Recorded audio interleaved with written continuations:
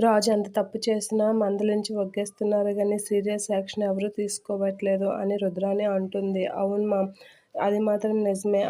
ఆ రాజు ప్లేస్‌లో నేనుంటే ఇప్పటికి పెద్ద పెద్ద రచ్చ చేసి అందరూ నా మీదే విరుచుకుపడును అని అంటూ ఉంటుంది.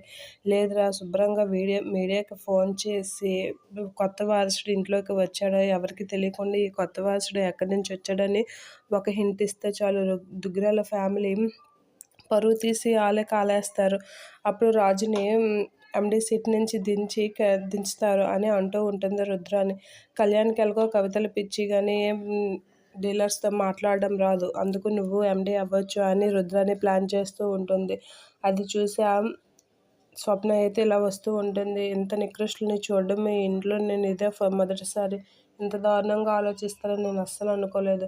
రాజేంచి నిన్ను అత్తగా ఇంట్లో అందరికీ చెప్పుకుంటూ వస్తుంటే నువ్వు ఆ మర్యాదను కూడా కాపాడలేకపోతున్నావు. ఎలాంటి అత్తవి అని చెప్పేసి రుద్రాణిని స్వప్న అయితే నానా మాటలు అంటూ ఉంటుంది.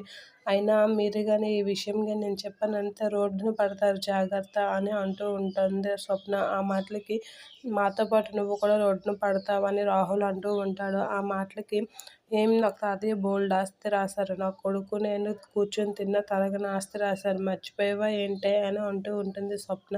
ఆ మాటలకి షాక్ అయిన రుద్రాణి, రాహుల్ తల చూస్తూ ఉండిపోతారు. మీరు చేసిన దీనికి నా చెల్లెలు ఏమైనా ఆపదలో పడిందంటే మీ అంతు చూస్తాను అని చెప్పి స్వప్న అయితే రుద్రానికి, రాహుల్‌కి వార్నింగ్ ఇస్తూ ఉంటుంది. ఎక్కడ ఉండాలో అక్కడే ఉండండి. మీ లిమిట్స్ క్రాస్ చేశారంటే మీ భాగోతమంతా నేనే బయట పెడతాను అందరి ముందు అని చెప్పి స్వప్న రుద్రానికి, రాహుల్‌కి సీరియస్ వార్నింగ్ ఇస్తూ ఉంటుంది.